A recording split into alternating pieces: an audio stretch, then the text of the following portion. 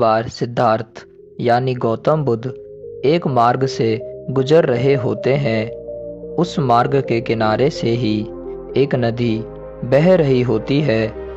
वह देखते हैं कि एक व्यक्ति बार बार नदी में डुबकी लगा रहा है और ठंड से कांप रहा है। बुद्ध उस व्यक्ति को देखकर बहुत आश्चर्यचकित होते हैं। वह व्यक्ति की बार बार डुबकी लगाता है और कुछ जाप कर रहा होता है। बुद्ध उस व्यक्ति की ओर बढ़ रहे होते हैं और व्यक्ति नदी से बाहर आ रहा होता है। जैसे ही वह व्यक्ति नदी से बाहर आ रहा होता है तो उसका पैर एक मेंढक पर पड़ जाता है और वह व्यक्ति कहता है, राम राम राम राम।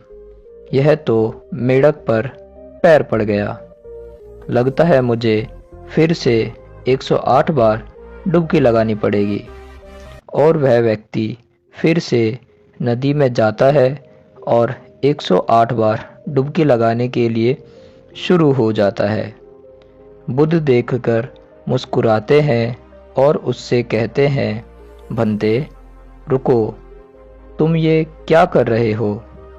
वह व्यक्ति बुद्ध से कहता है, मुनिवर, मैं अभी 108 बार डुबकी लगाकर हटा ही था कि ये कमबख्त मेंढक मेरे पैर के नीचे आ गया और अब मुझे फिर से 108 बार डुबकी लगानी पड़ेगी।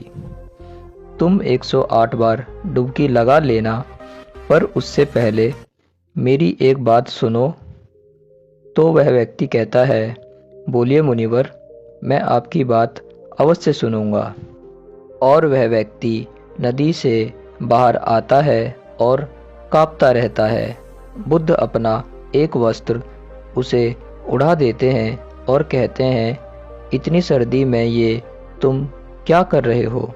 वह व्यक्ति कहता है, मैं एक तप कर रहा हूँ, परंतु ये कमबख्त मेंढक है कि मुझे मेरा तप पूरा ही नहीं करने देता।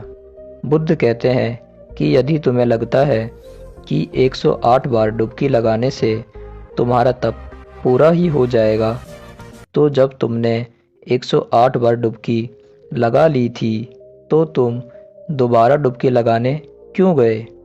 वह व्यक्ति कहता है, मैंने 108 बार डुबकी लगा तो ली थी, परंतु ये मेंढक मेरे पैर के नीचे आ गया।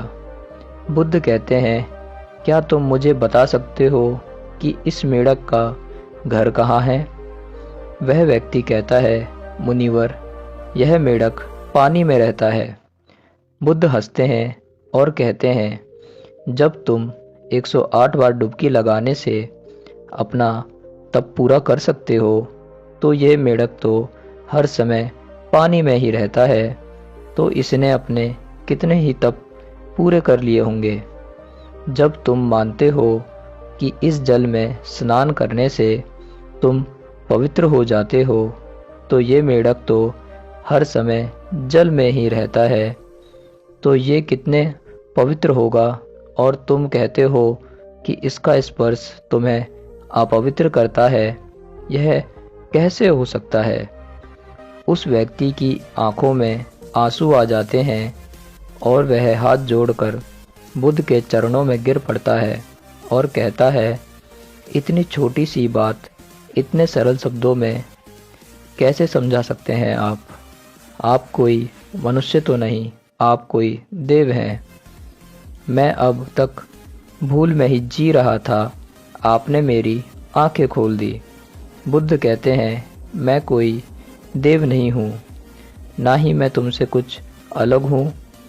तुम में और मुझ में एक छोटा सा अंतर है। वह अंतर ये है कि तुम सोए हुए हो और मैं जाग चुका हूँ।